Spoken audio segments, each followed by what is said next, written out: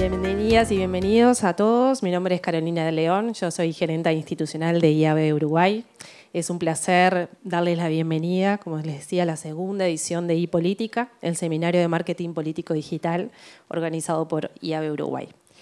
En el contexto de las próximas elecciones nacionales y basándonos en la experiencia del año pasado de la primera edición de iPolítica, desde IAB hemos decidido reunir a destacados profesionales en comunicación y marketing político para analizar y debatir sobre las tendencias más recientes y las estrategias más efectivas de marketing digital aplicado a la política.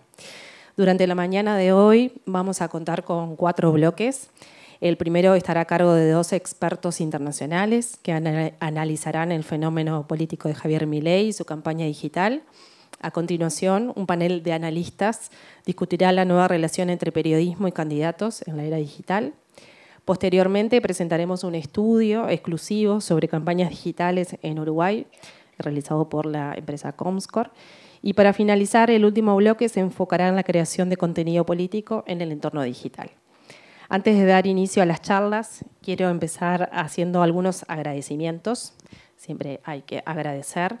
Primero al equipo conformado por socios de IAB que trabajó en el desarrollo y en la creación de este evento.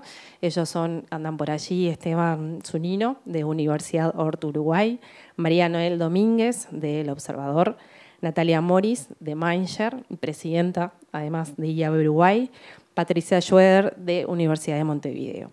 Agradecer también a la agencia Patricio, que estuvo trabajando en los materiales de comunicación, a las universidades socias de IAB, Universidad Hort Uruguay y Universidad de Montevideo también por su apoyo, a Valentina Priore por el intenso trabajo para llevar adelante todas las etapas de la organización y a la agencia Cardinal que nos está también ayudando en todo lo que tiene que ver con nuestras redes. Este seminario ha sido posible gracias al apoyo de nuestros sponsors, patrocinadores que también nos han apoyado y queremos expresar obviamente nuestro agradecimiento. Estos son, como les decía, Cardinal, Comscore, El País, El Observador y Live Cinemas. Y por supuesto, agradecemos a nuestros speakers y panelistas por su valioso tiempo y por compartir sus conocimientos y experiencias durante esta jornada. Antes de dar inicio al primer bloque, les invitamos a todos a compartir sus comentarios y puntos de vista en sus redes, utilizando los hashtags del evento. Y les recordamos que nuestra cuenta está ahí, IAB Uruguay. Ahora sí vamos a arrancar. Como ya les adelanté, iniciaremos este encuentro en nuestro primer bloque dedicado al fenómeno de Javier Milei y su campaña política. Este segmento estará a cargo de 2 speakers provenientes de Argentina. Cada uno realizará una exposición individual y al finalizar ambas exposiciones abriremos un espacio para preguntas del público. Así que invitamos primero a Sheila y a Ignacio y en breve ya les introduciré. Adelante. Y bueno, voy contándoles acerca de Sheila, de nuestra primera oradora. Ella es licenciada en Ciencias de la Comunicación y magíster en Cultura y Comunicación, ambas por la Universidad de Buenos Aires. Sheila es especialista en investigación y análisis del comportamiento político electoral. Desde 2012 dirige la consultora 3.0. Ha realizado estudios tanto para el sector público como para el sector privado, tanto en Argentina como en Chile, Ecuador, Bolivia, Panamá, México, República Dominicana, Brasil y Colombia. Su charla se llama ¿Por qué en Argentina sí? 10 elementos para entender el surgimiento de un outsider. Bienvenida, Sheila. Y gracias por iniciar nuestro iPolítica.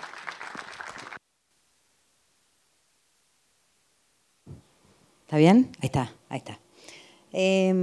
Bueno, gracias, Caro, por la invitación. Gracias a IAB Uruguay.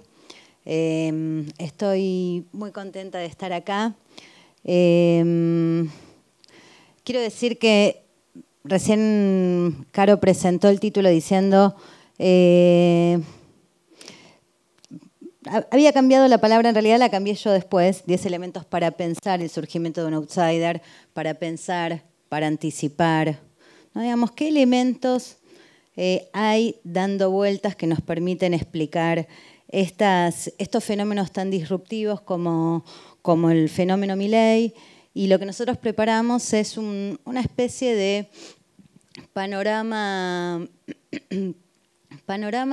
de elementos a considerar en el clima de opinión, el clima anímico de una sociedad, para poder, bueno, que permitan estas emergencias tan disruptivas, tan atípicas, que lo ponen todo patas para arriba. Así que, bueno, vamos a comenzar.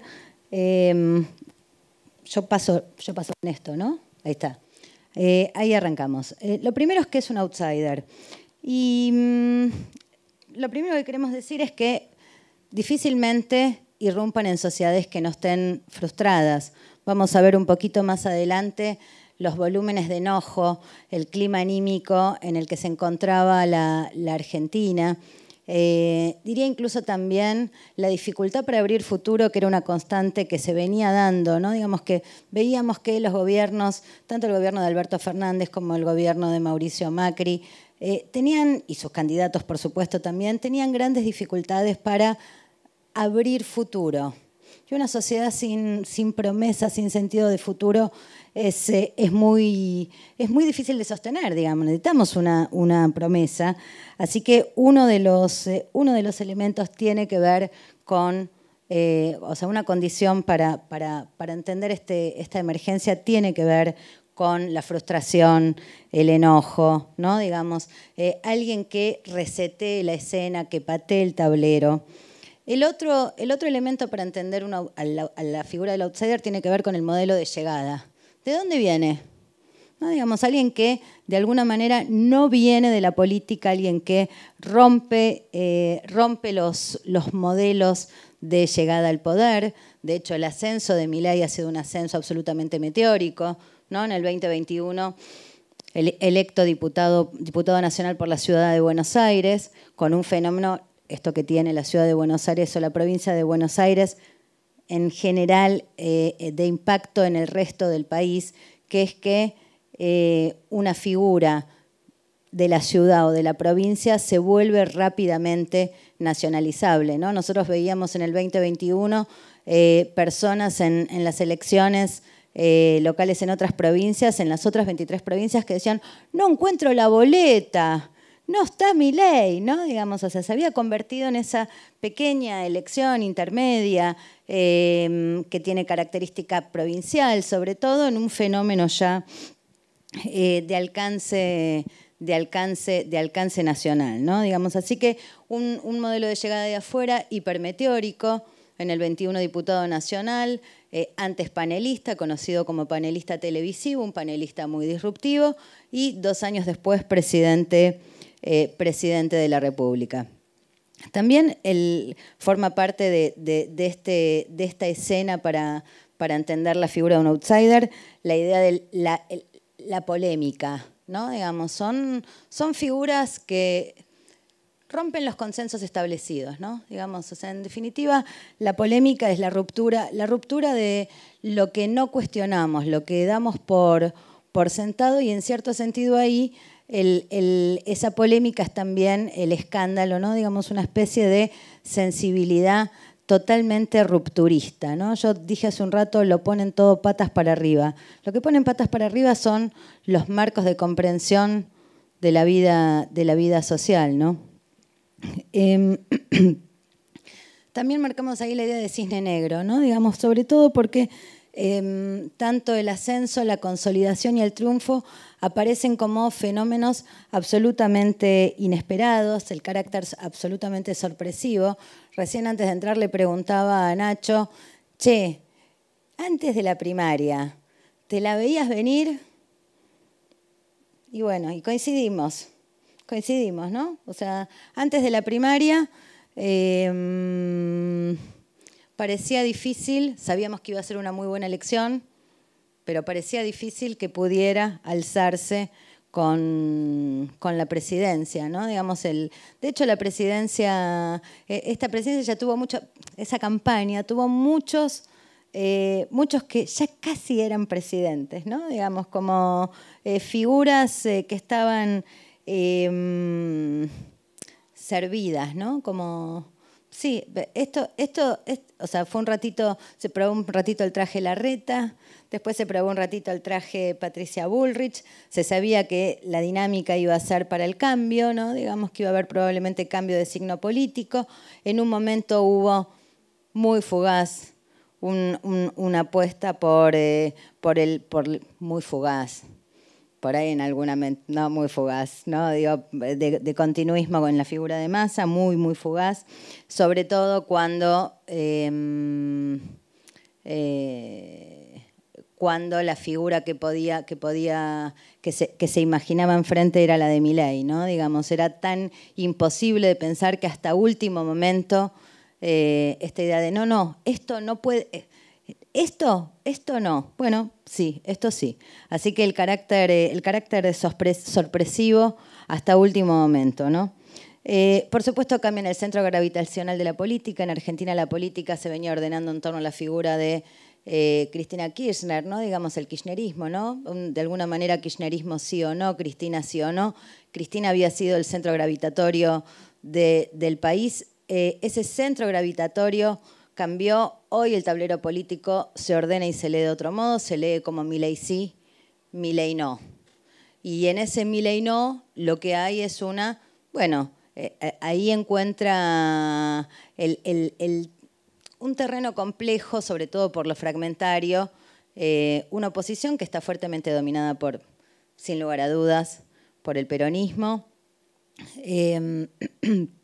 con figuras que ya se van recortando en el escenario, con gran potencialidad, pero que al mismo tiempo, bueno, tienen, este fenómeno de cambiar el centro gravitacional, el centro de este sistema solar político, de alguna manera pone también en conflicto a todo el entorno, ¿no? Básicamente el problema de la fragmentación y la pérdida de consensos de lo que hay frente a Milei.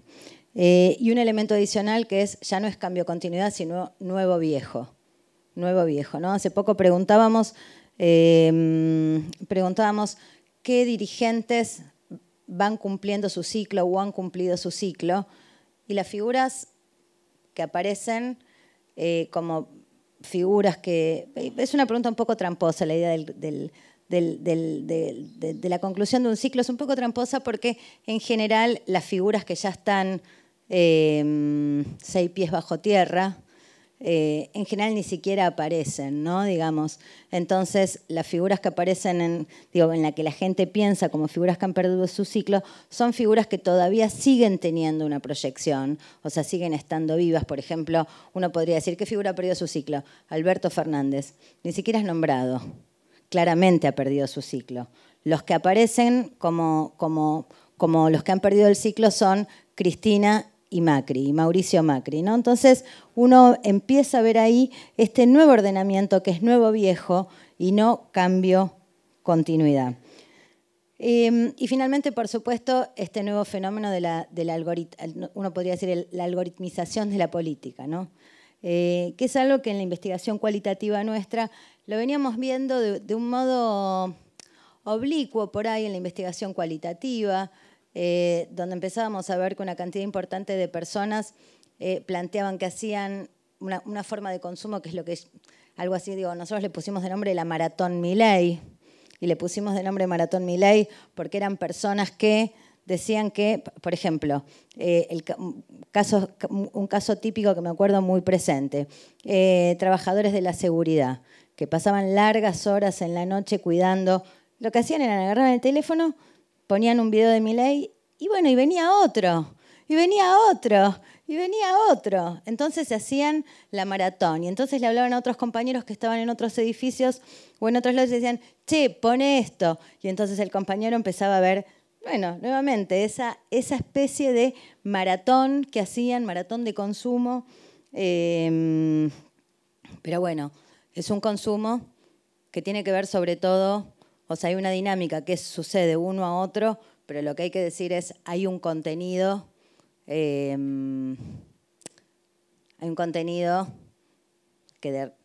captura, ¿no? Digamos, si eso Eso es un activo de Milei, que si hay algo que no le podemos discutir es que es una figura capturante, ¿no? Digamos, genera interés. Bueno, y ahora sí, los 10 elementos que quería mostrarles en números de cosas para tener en cuenta, digo, un poco para pensar rasgos de esa sociedad que va a acoger a un outsider.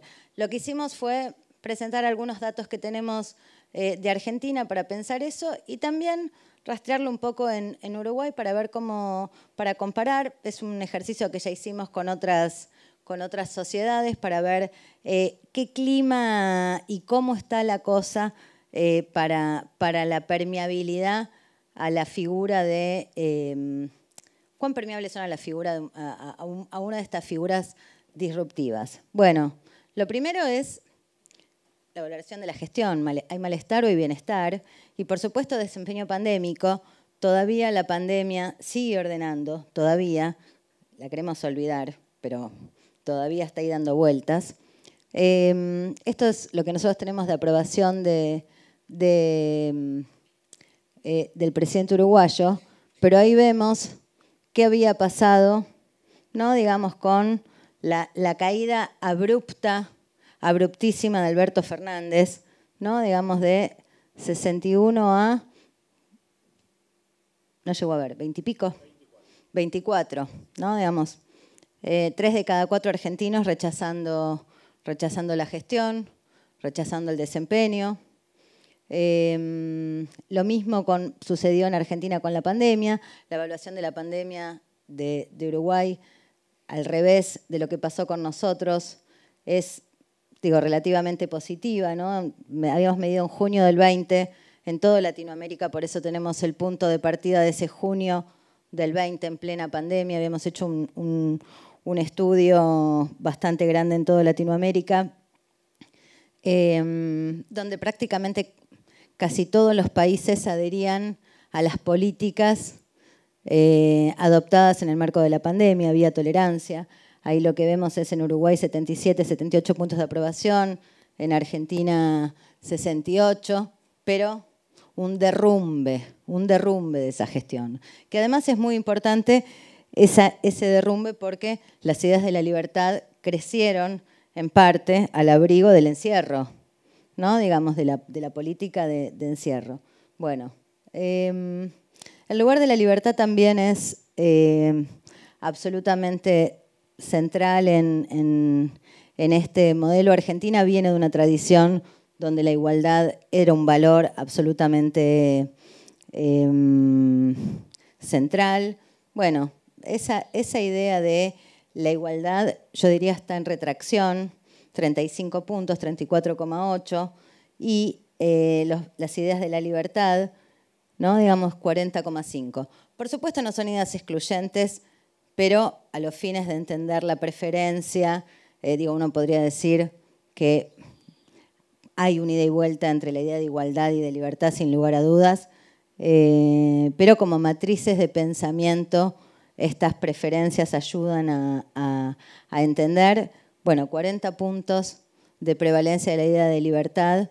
Yo les quiero decir que a lo largo del 2023, inicios del 2023, 2022, no escuchamos ni una sola persona espontáneamente usar la palabra libertad. No estaba en el vocabulario. No estaba, ni siquiera digo, por supuesto, Milei usaba la palabra libertad, no estaba en el vocabulario del argentino medio. Hoy empieza a estar, hoy está. Hoy la libertad es un valor. Acá en Uruguay hay una sensibilidad distinta, 47,8. Prefiere un país en el que la libertad sea el valor principal versus el 35,5, que prefiere la igualdad. Clima anímico.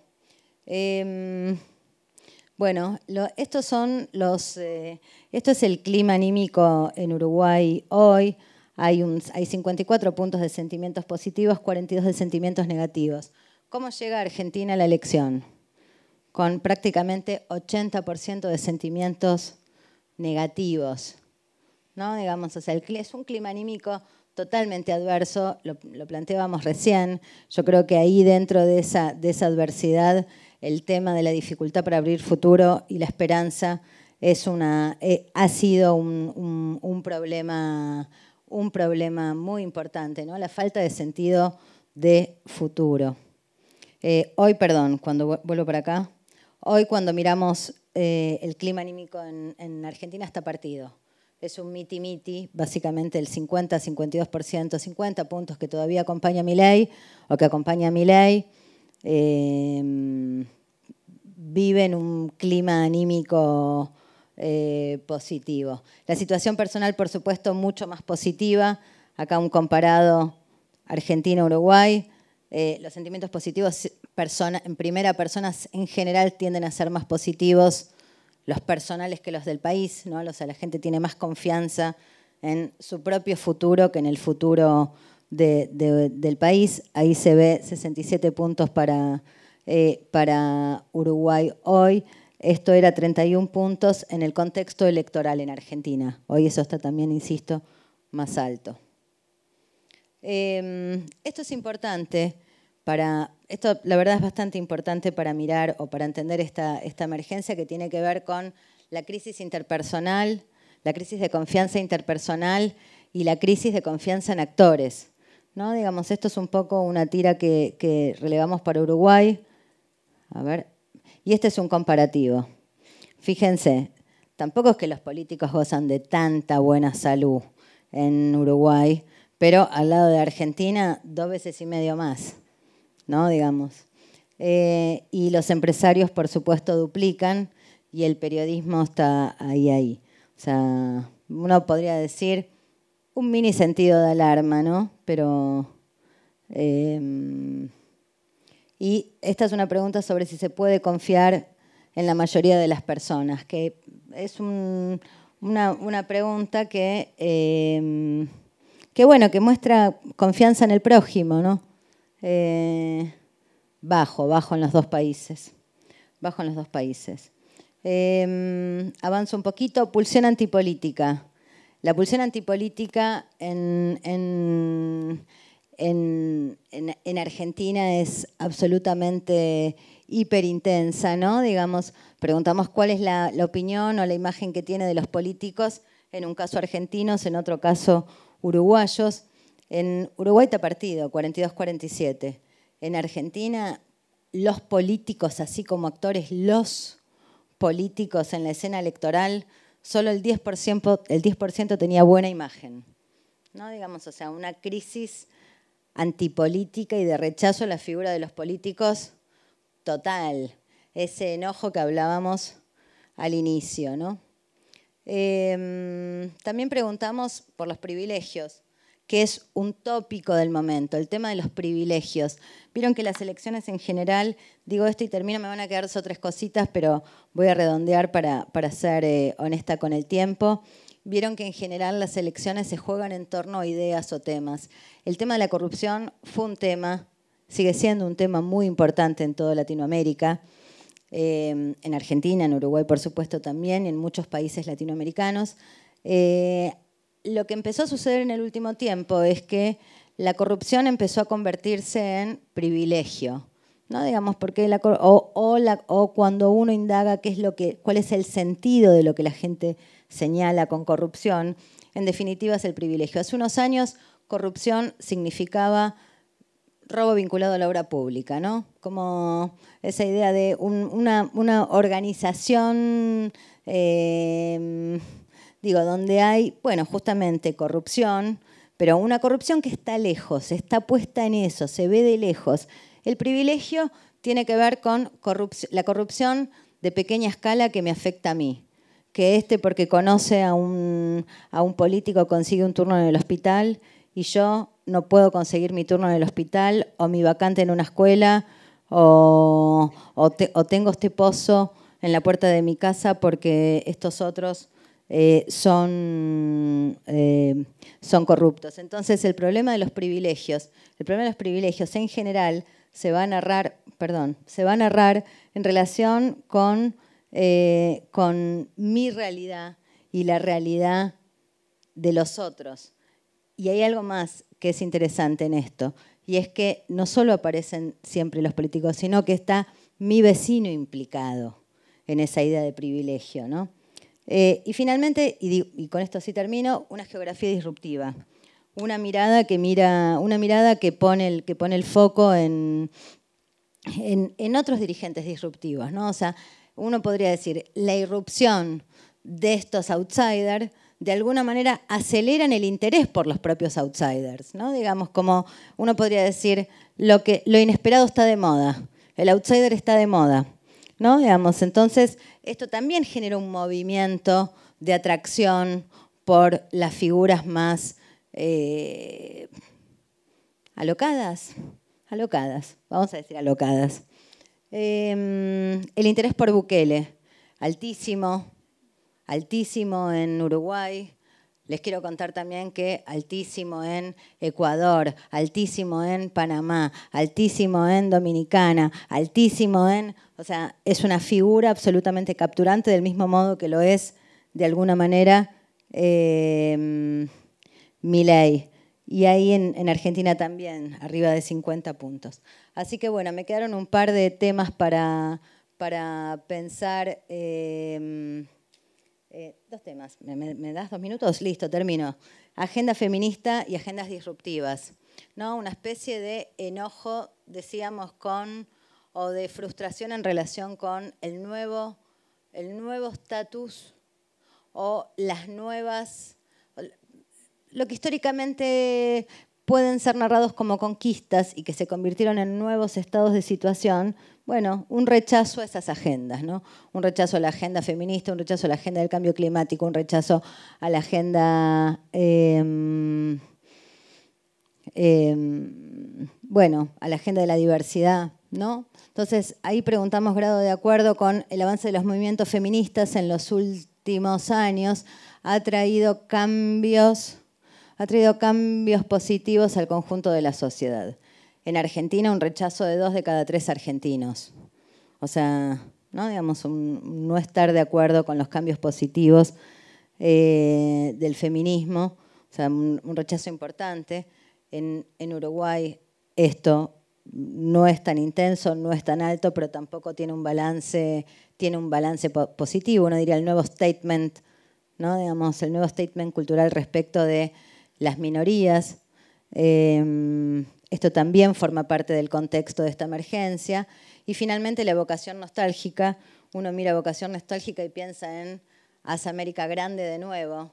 Y esa es la línea, ¿no? Digamos, la evocación nostálgica es hemos sido una superpotencia, hemos sido un gran país y ya no lo somos. Y ahí una frase para promover el acuerdo respecto de si hace falta que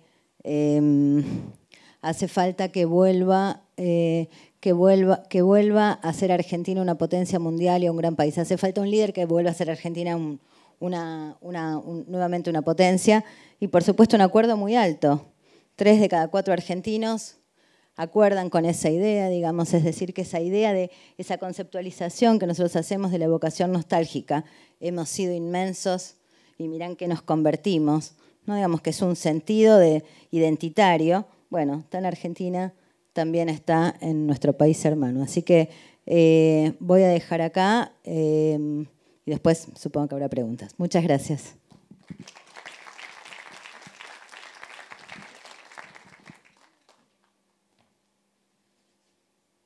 Bueno, muchas gracias, Gila.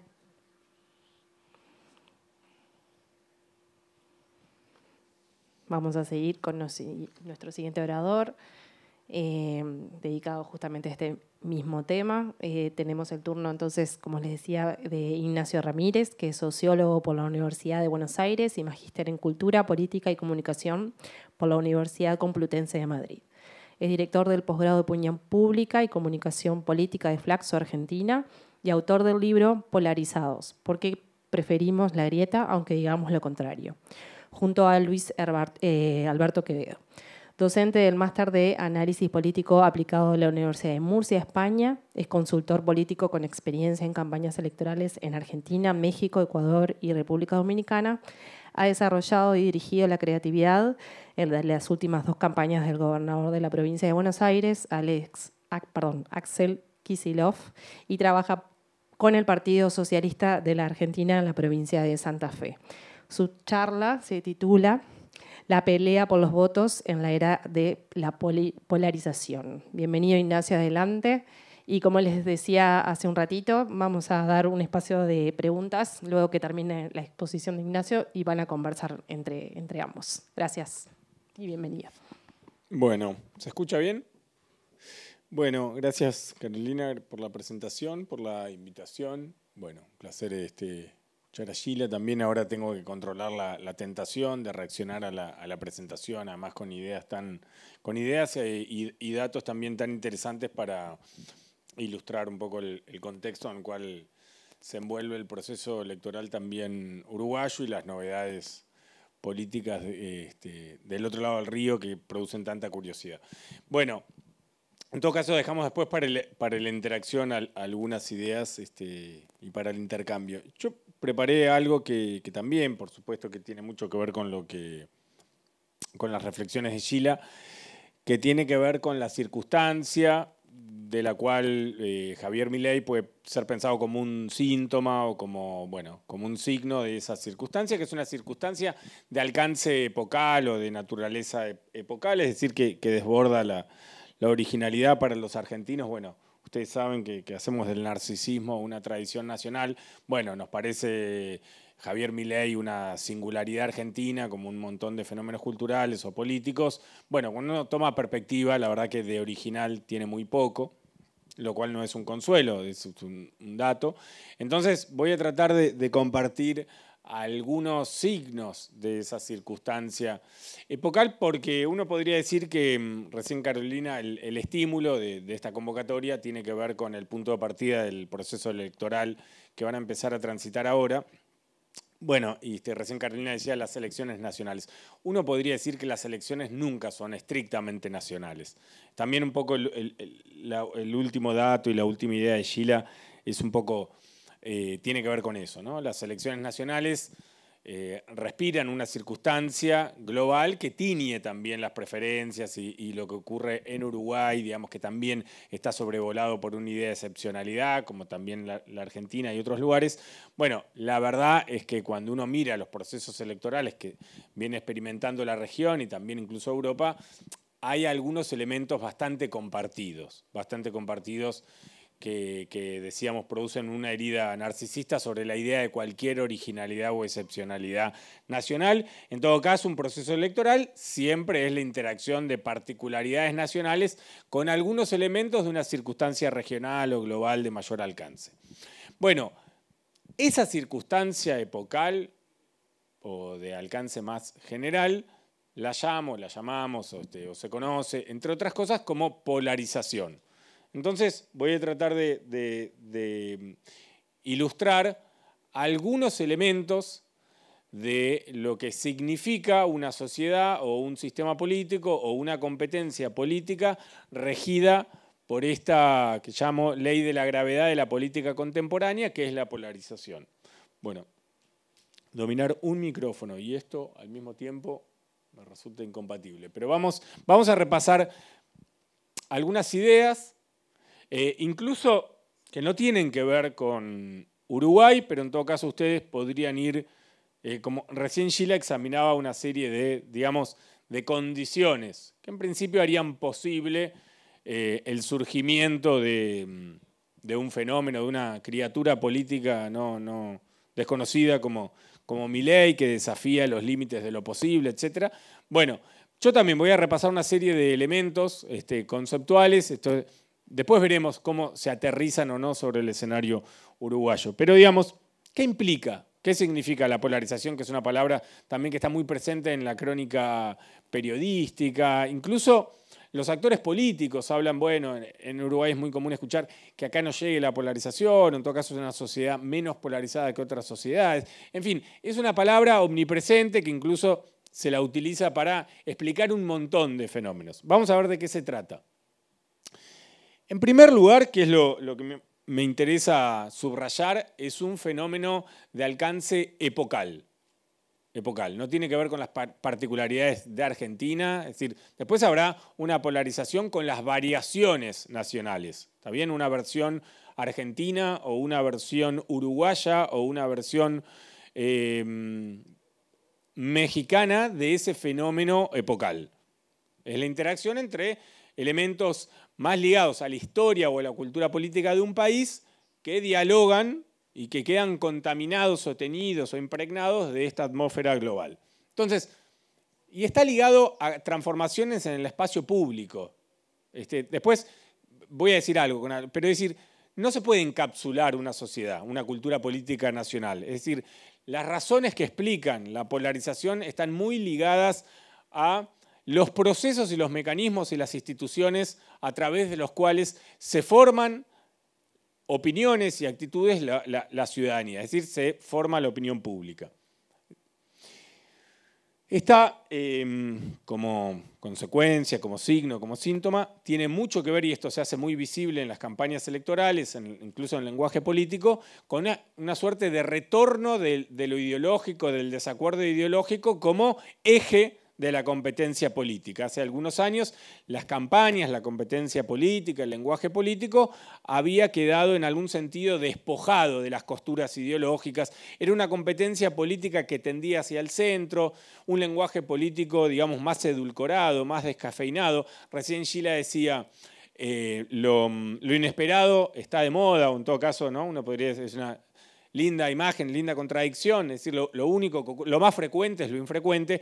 Bueno, lo ideológico, en algún momento se acuerdan, incluso en el plano de las ciencias políticas, de la competencia política, de la comunicación política, había pasado de moda, se creía un vestigio arqueológico del siglo XX. Bueno, hoy obviamente hay una sobreactuación ideológica, digamos, ¿no? Que figuras como Milei, por supuesto, son la expresión más plena o exagerada, como lo querramos ver, digamos, ¿no? Pero el desacuerdo ideológico, incluso a veces aparece un lenguaje político que creíamos que era parte de un documental de la Guerra Fría y que resucita, digamos, y se hablan de categorías, por ejemplo, que en la discusión política argentina estaban absolutamente ausentes. Recién Gila hablaba de la idea de libertad. Bueno, ahora es común en Argentina que se hable de socialismo, comunismo, así que incluso son ajenas a las tradiciones políticas argentinas. Bueno, ese lenguaje obviamente hoy está inundando toda la discusión pública en muchísimos países, digamos, ¿no? Bueno, el centro político y discursivo, es decir, el centro, la idea de la moderación, en fin, cosas que son bastante caras a la cultura política uruguaya, pero insisto, no es una presentación sobre Uruguay, sino sobre una circunstancia que envuelve el proceso electoral uruguayo. El centro se ha ido centrifugando, es decir, se ha ido desalojando. En general, los medios abandonan el centro discursivo, los políticos, las campañas y las actitudes de los ciudadanos, y esto se ha ido midiendo en países muy distintos, las actitudes, las opiniones de la ciudadanía se van alejando del centro, se van desplazando hacia los extremos. ¿No? Eso es la polarización en el sentido más espacial. ¿Está bien? El que era un poquito de derecha se desplaza más hacia la derecha. Por eso ocurre incluso cuando uno revisa el recorrido político y el discurso de un mismo dirigente o de una misma persona o de un mismo medio. En Argentina esta regla vale para todos los medios, para todos los actores, es decir, actores que eran un poquito de derecha, hoy se desplazaron bastante hacia la derecha, y lo mismo ocurre con el progresismo o la centroizquierda o un ímpetu más reformista, digamos, ¿no? Bueno, los medios tienen mucho que ver con todo esto, la partidización de los medios, algo que hasta hace unos años nos parecía muy propio del ecosistema mediático norteamericano, donde parecía una particularidad propia de Estados Unidos que los medios tuvieran un contrato, propusieran un contrato tan abiertamente partidista, ¿no? Con medios que incluso, por supuesto, llamaban a votar o hacían público cierta adhesión partidaria. En Argentina eso no existía. Bueno, hoy la partidización de los medios es uno de los prerequisitos de estos fenómenos o uno de los síntomas de esta ley de la gravedad contemporánea, que es la polarización. La partidización de los medios o la segregación partidaria de los medios, tiene mucho que ver también con las transformaciones del espacio público, con la arena digital, etc. Cuando hablo de medios no me refiero a un soporte, ¿no? Obviamente.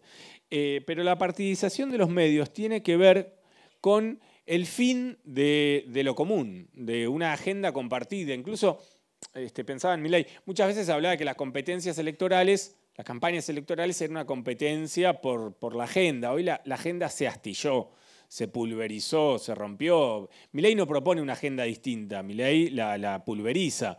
Entonces, hay algo del fin de cierto ámbito compartido que tiene que ver mucho con cómo se construyen las percepciones y las opiniones. En la dieta mediática, hasta hace un tiempo, en cualquier sociedad, en cualquier país, bueno, involucraba una agenda más o menos compartida y más o menos transversal. Es decir, consumíamos una agenda mediática, que mucho tiene que ver con un piso cognitivo más o menos compartido, arriba de la cual después surgían opiniones o perspectivas ideológicas distintas. En Argentina había un medio que proponía ese contrato, que era el medio de mayor share, que era Clarín. Bueno, en general, incluso otros medios más tenidos ideológicamente, pero Clarín era un medio consumido muy transversalmente por personas que tenían comportamientos electorales muy distintos. Es decir, el medio, el diario elegido no era un predictor de voto.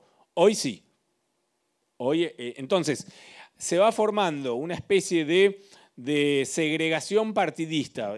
Habitamos agendas muy distintas. Por supuesto, eso desalienta, va gestando hostilidad, intolerancia, esa aspereza que tiene el debate público contemporáneo. No es la única explicación, pero es una de ellas, digamos, ¿no? El fin de la agenda compartida. Bueno, esto está asociado también a cierta brutalización, precarización del lenguaje político, que en general incuba cierta nostalgia, cierta melancolía de una etapa donde el debate tal vez involucraba categorías o ideas más refinadas. Hoy, bueno, Milei también vuelve a ser un ejemplo bastante hiperbólico, todo eso. Hay pero no es un fenómeno que se restrinja a Milei, ni mucho menos.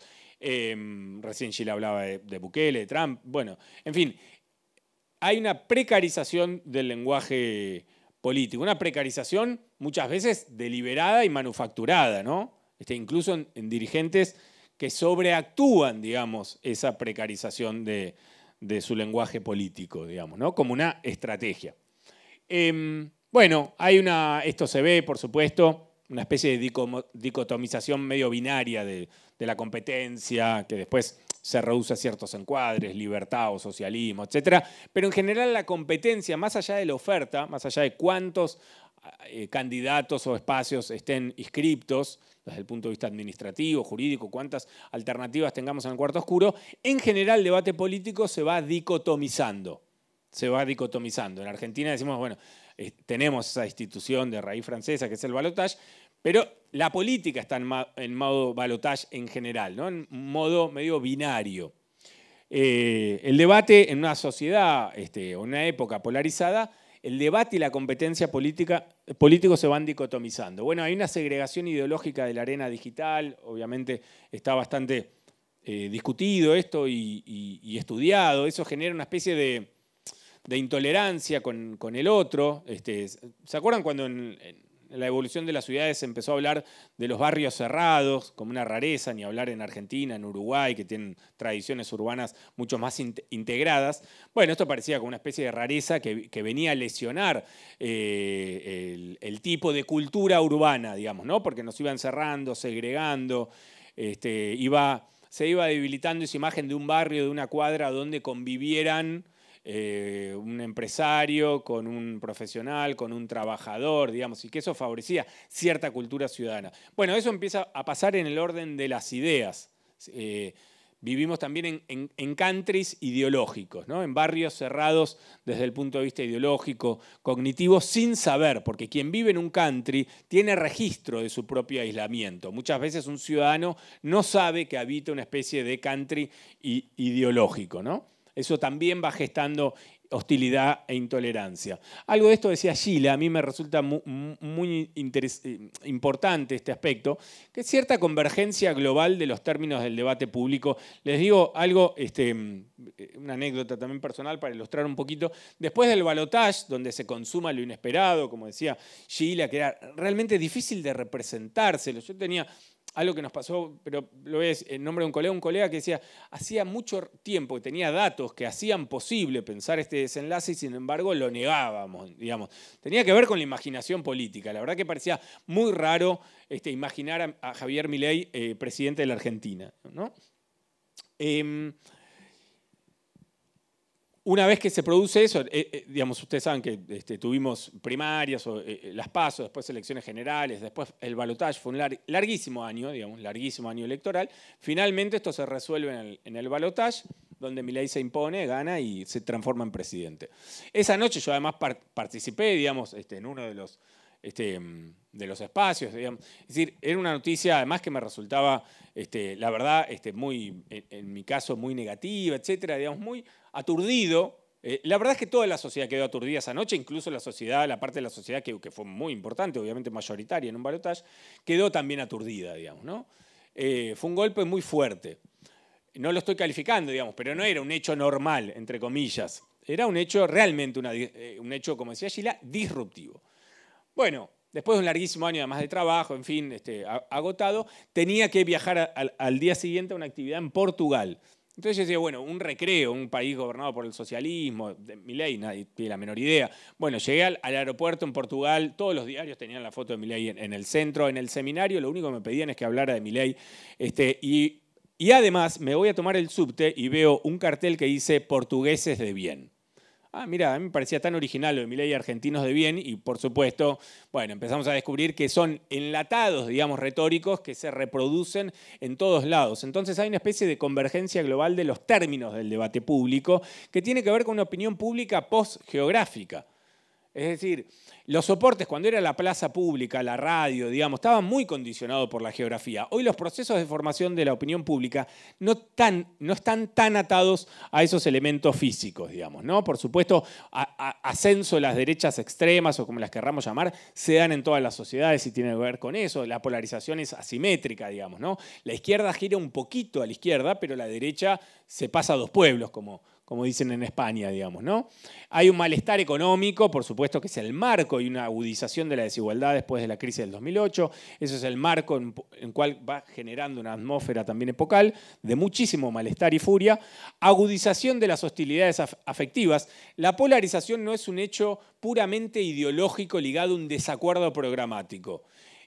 La polarización es un contexto de hostilidad afectiva, donde el otro me produce aversión, rencor, resentimiento, rechazo, asco, muchas veces. Y esas pasiones políticas son explotadas por las campañas y por el lenguaje político.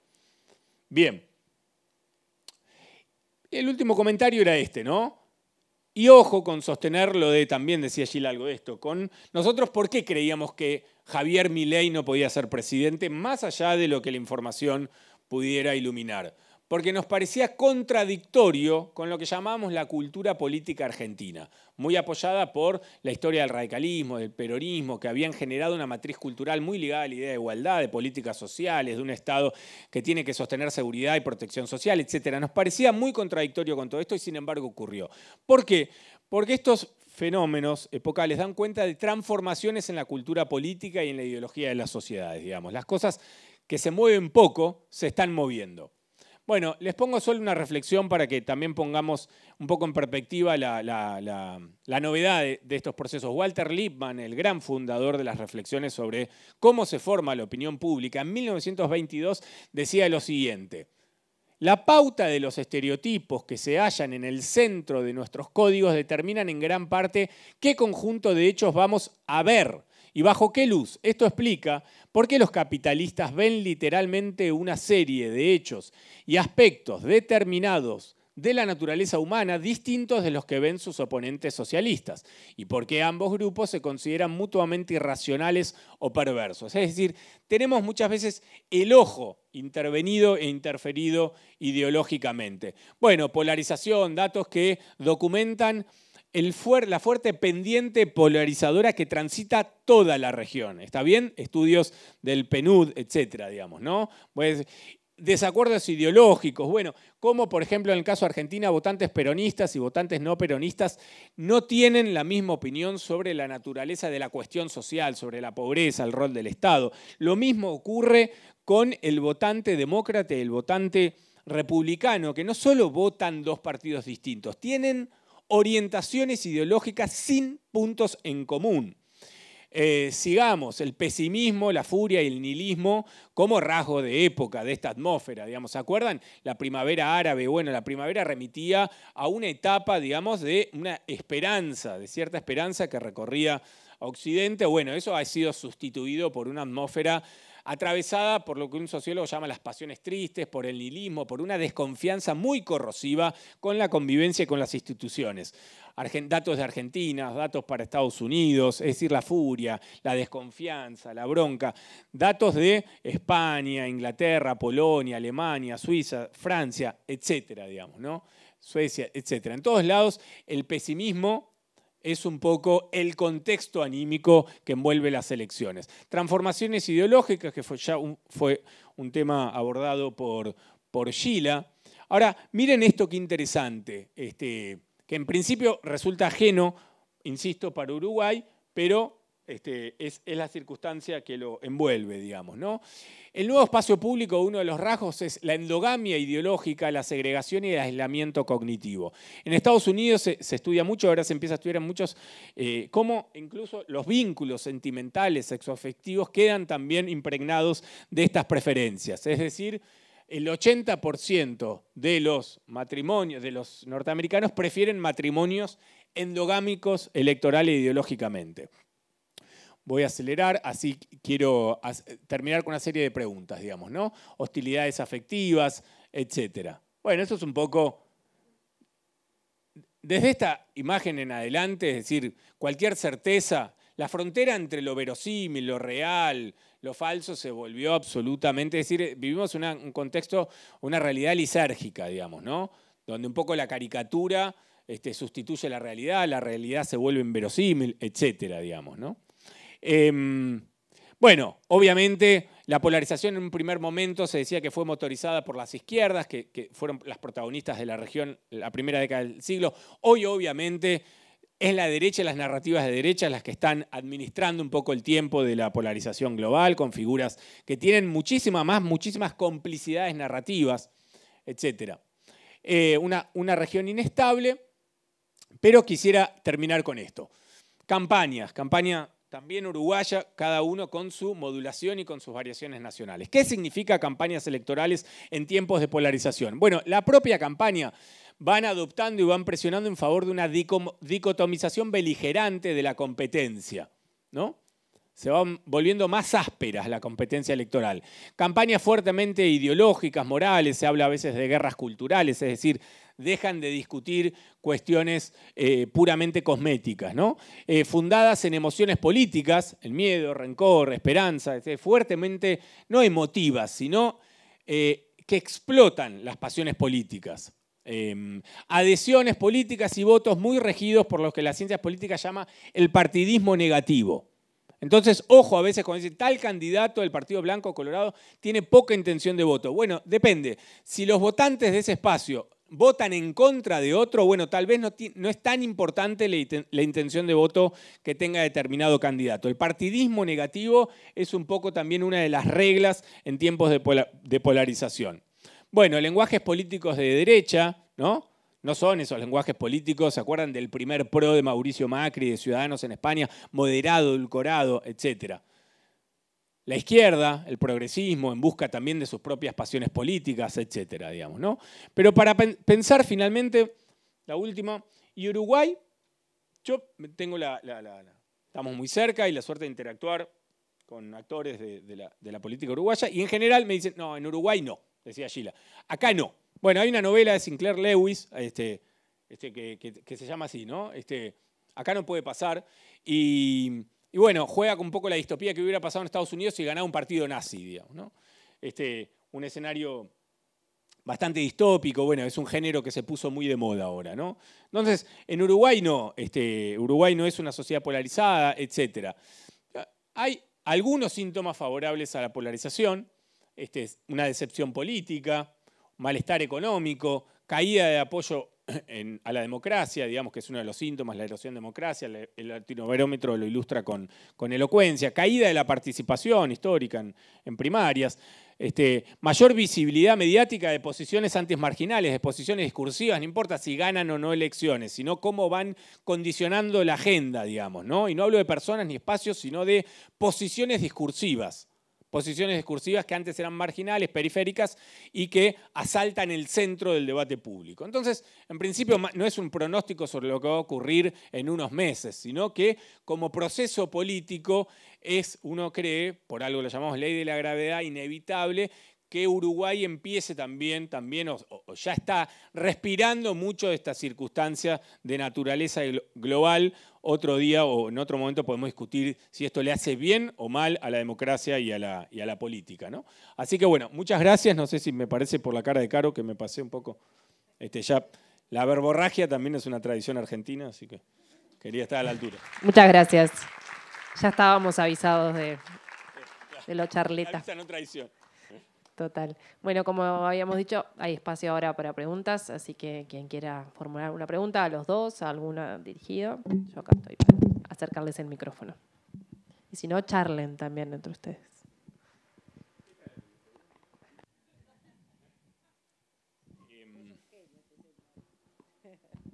Hola, ¿qué tal?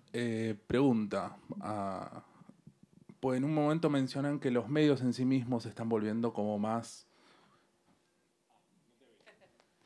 Se están volviendo más radicales con sus puntos de vista o las ideas que promulgan. ¿Puede ser que esto esté ligado a la falta de costo de oportunidad de leer varios medios? Antiguamente comprabas un diario u otro, hoy tenés la posibilidad de leer muchos.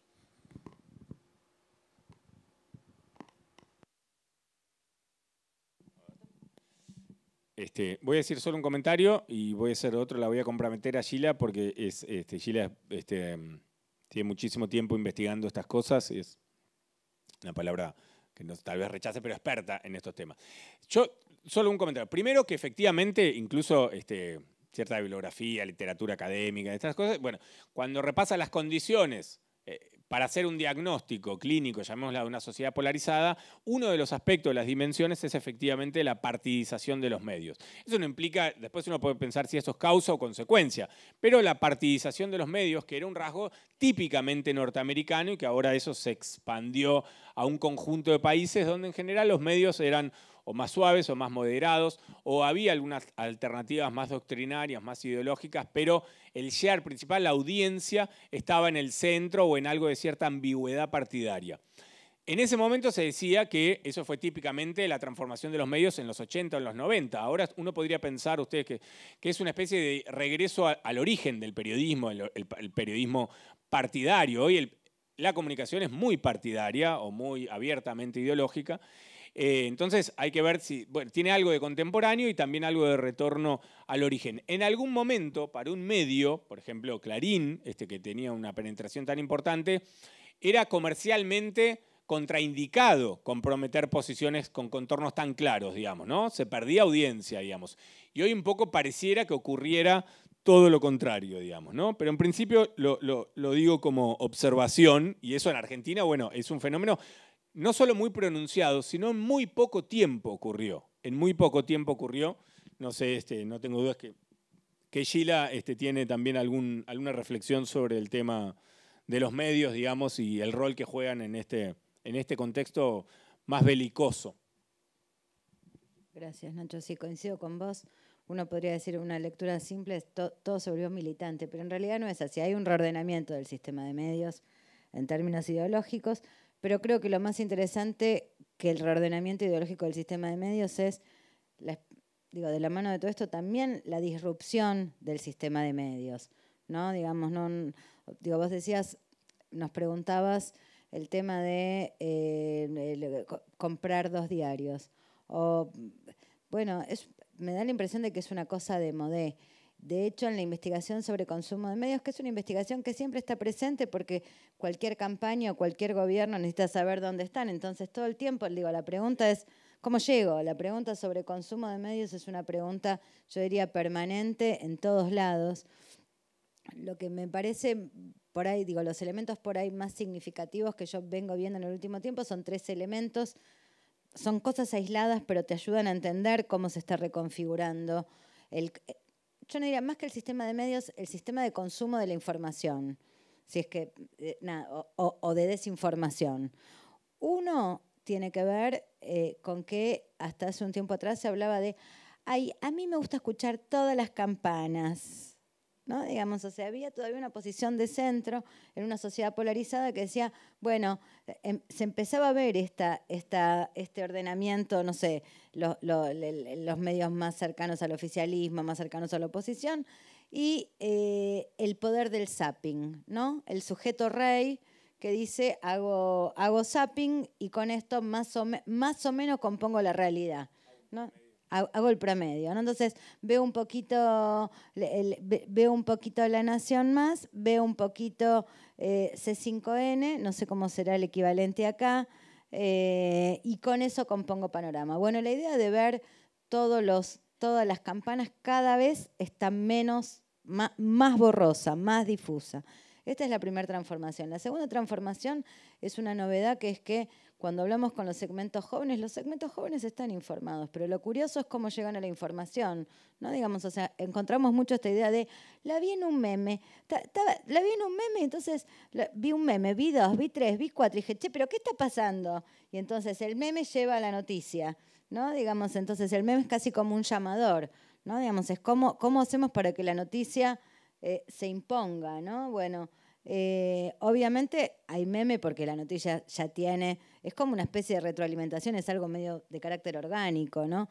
Y la tercera cosa que creo que también es interesante es la potencia de los streamings, ¿no? Digamos, esta idea de el streamer como parte todavía muy fragmentado, hiperfragmentado, porque cuando en las indagaciones que nosotros hacemos aparecen nombres de los más diversos, por supuesto hay algunos que ya se empiezan a convertir streaming, que se están volviendo tanques, uno podría decir, ¿no? Pero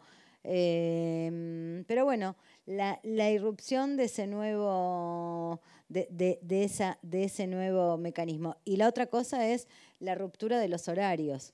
O sea, la gente ve la noticia, ve las informaciones, pero accede por las plataformas. O sea, no existe más el noticiero de 7 a 8.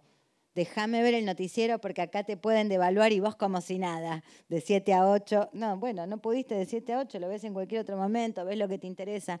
Entonces hay un fenómeno de reorganización del sistema de medios que también vuelve muy difícil la comunicación para los universos políticos, ¿no? Teníamos otra pregunta por acá. Gila, Ignacio, gracias primero. Quería consultarles, bueno, ambos sé que trabajan con medición, con datos, y luego lo aplican en diversos campos. Y siempre tras todo proceso electoral aparece el debate sobre las consultoras y sobre la construcción de los datos. Me interesa cómo ven ustedes en esta coyuntura de tanta polarización política, cómo se van ajustando o cómo tuvieron que ajustar las herramientas, porque esto que planteaba Nacho, digo, yo viví el proceso político en Argentina y me pasaba de cerca, ¿no? Muchos consultores tenían datos que hacían posible este escenario, pero quizá dudando hasta de sus propias herramientas, no se animaban a ser contundentes con cualquier afirmación que pudiera plantear ese escenario inverosímil. Yo no sé si esto les pasó a ustedes y cómo tuvieron que sofisticar ese arsenal de herramientas para la medición política y, en el caso de Nacho, sobre todo, para luego la intervención política en el diseño de campañas. También hago un comentario general y creo que Gila va a hacer un aporte más preciso.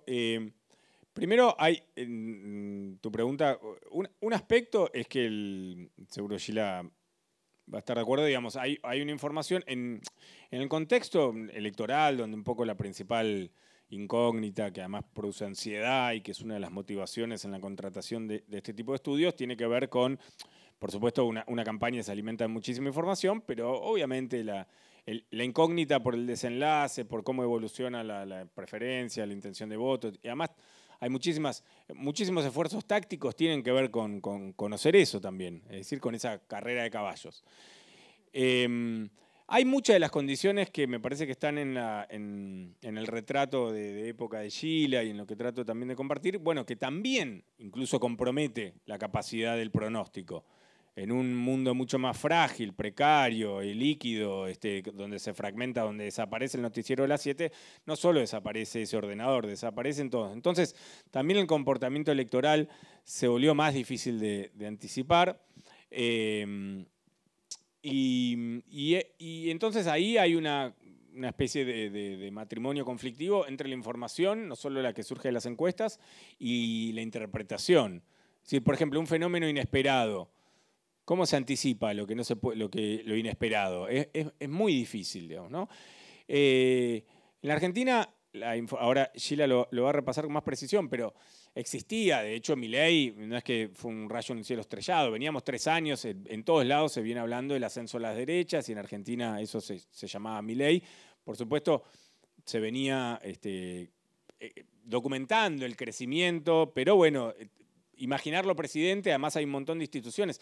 En efecto, el balotaje, toda norma tiene un espíritu subyacente. El balotaje se llama Milei nunca podría ser presidente. Está hecho el balotaje, está hecho para filtrar los extremos en los sistemas políticos.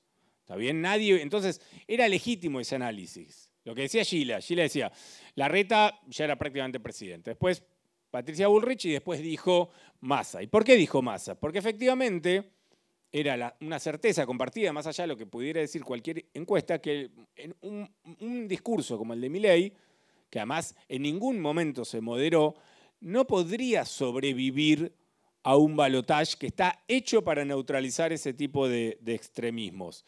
Bueno, ¿qué pasó? Bueno, entre otras cosas, el partidismo negativo, es decir, muchísima gente no estaba votando en favor de Milei, sino en contra de la continuidad del peronismo. Entonces eso en algún momento, como decía Gila, empezó a desplazar el centro de gravedad, digamos, ¿no? Hoy, probablemente el escenario en un nuevo balotaje sería distinto porque el objeto de esa discusión sería Milei y no la alternativa. Bueno, entonces eso va cambiando.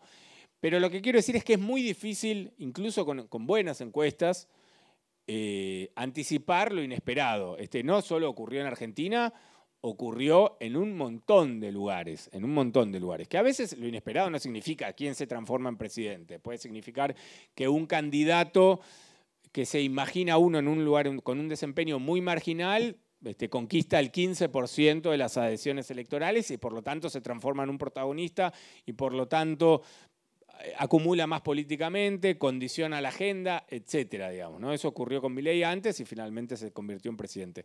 Después las encuestas están desafiadas y acorraladas por un montón de transformaciones, obviamente, por transformaciones urbanas. En el momento las encuestas eran puramente presenciales, eso se hizo más difícil, en algún momento se hacían por teléfono fijo, el teléfono fijo fue desapareciendo. Es decir, las transformaciones tecnológicas y políticas que estamos hablando también alteran la manera en la cual esa opinión pública de esa sociedad se representa, se mide, y bueno, hay que interactuar y compaginar información muy distinta, pero hay que tolerar la gran paradoja que es que en un mundo de muchísima información, bueno, lo inesperado sigue ocurriendo, digamos, ¿no?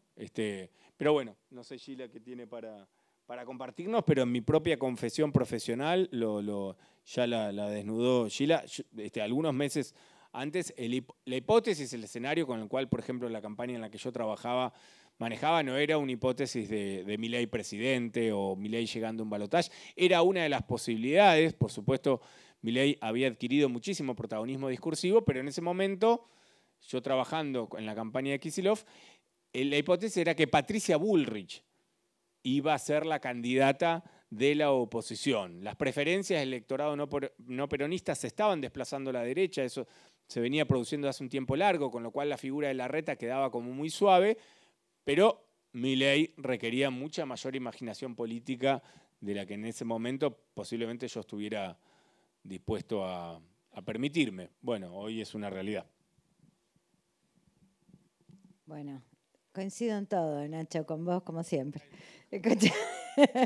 No, agregaría muy cortito que creo que hay que añadir una dificultad más, que es que lo importante que es cada vez más la última semana, los últimos días en la elaboración del voto, ¿no? Digamos, en la decisión final del voto, que eso añade una dificultad a esto que es el pronóstico electoral. Pero las encuestas no solo se usan para pronosticar, sino para el diseño y el acompañamiento de la campaña, donde, digo, por eso yo te decía, comparto con todo, creo que la clave acá es lo que vos dijiste, que es interpretación, ¿no? Digamos, la interpretación, ¿no? Digamos, cómo leemos lo que tenemos y, por supuesto, triangulación metodológica y, por supuesto, nada, tener dato presencial, tener dato digital, tener dato de encuestas, laburar con todos los métodos, tener CATI, laburar con todos los métodos, tener mucho quali para poder leer y entender qué pasa con eso que lees, entonces, con eso que estás viendo, porque los números pueden ser un factor de orden, pero para que se puedan ordenar tienen que tener un sentido. Los números sin sentido no nos sirven para nada y el sentido lo da la investigación quali. Pero bueno, insisto, creo que la última, y creo que es lo que puedo aportar a lo que dijiste, que es que en los últimos años y cada vez más depende de la elección también, ¿no? Depende de la elección. En un balotaje, yo creo que la primera semana ya estaba cocinado esto, ¿no? Digamos, la primera semana como que decantó ahí rápidamente. Pero en general es la última semana un momento, los últimos 15 días, la última semana, los últimos 3 días, momentos de aceleración en la toma de decisión, en la elaboración del voto. Bueno, muchas gracias, Sheila e Ignacio. Estamos cortos muchas gracias de por la tiempo. invitación. Muchísimas gracias a ambos.